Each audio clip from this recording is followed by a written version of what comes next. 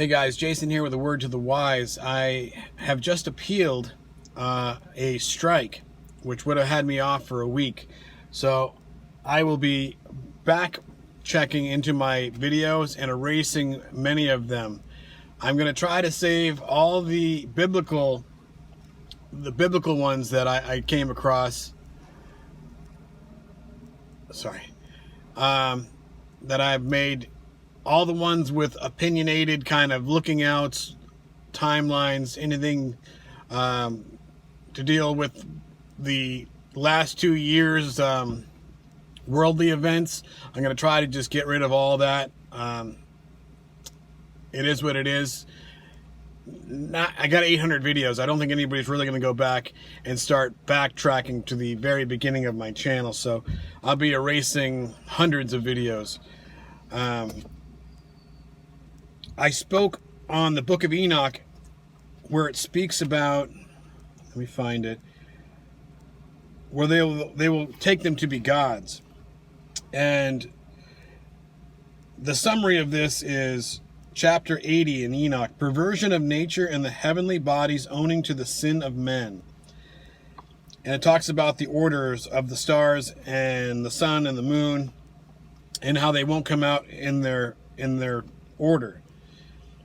It talks about, and many chiefs of the stars shall transgress their order, their order prescribed, and these shall alter their orbits and tasks. So if you go down to verse 7, sorry, I'm kind of rushing through this because I've wanted to speak on not this, but the chapter 103. And the whole order of the stars shall be concealed from the sinner, and the thoughts of those on earth shall err concerning them. And their ways shall be altered from all their ways. Yea, they shall err and take them to be gods. And evil shall be multiplied upon them, and punishment shall come upon them so as to destroy them all. So that's where it spoke about that. And that was chapter 80. And I've went over that so many times and I just never caught it while I'm at work running around, unfortunately.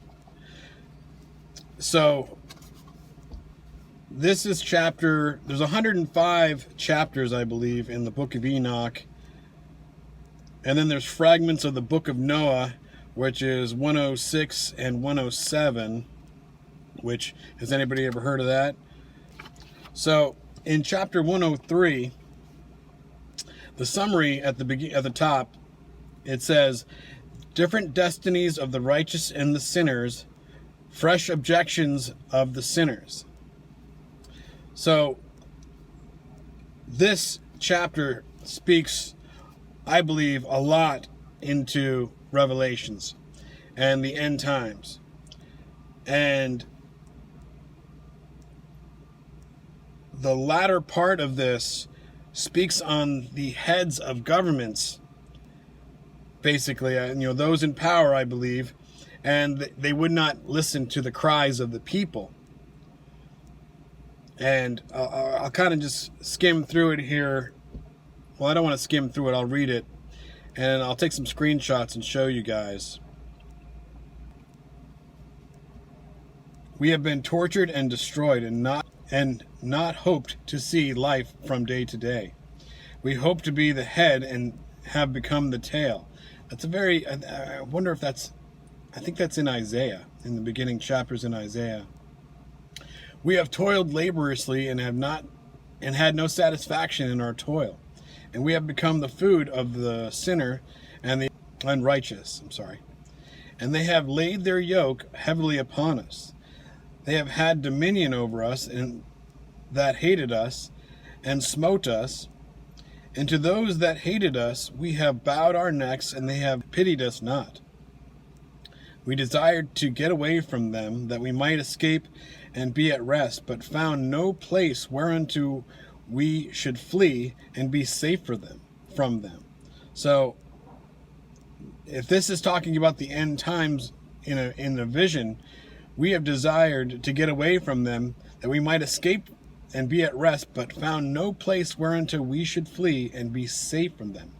Across the world, across a region, I mean, we see how this is affecting everybody everywhere, how those in power, I'm not going to say any names because we're going to keep this very discreet, are doing all these things.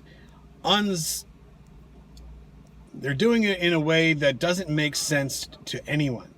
How can these guys believe what they're saying? And then you have the people that are just trying to speak up and not being heard, being silenced, being turned away. Let's just keep it simple. Verse 14. And are complained to the rulers in our tribulation, and cried out against those who devour us. But they did not attend to our cries, and would not hearken to our voice. And they helped those who robbed us and devoured us, and those who made us few. And they concealed their oppression. They concealed their oppression. And they did not remove from us the yoke of those that devoured us, and dispersed us, and murdered us. And they concealed their murders, and remember not that they had lifted up their hands against us.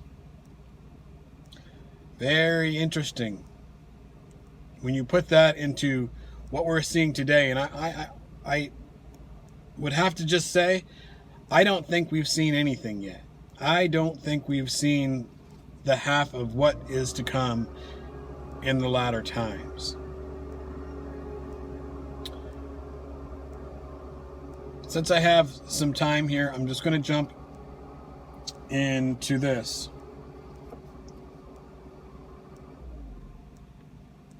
Let me just show you guys the beginning part of this chapter from verse 5.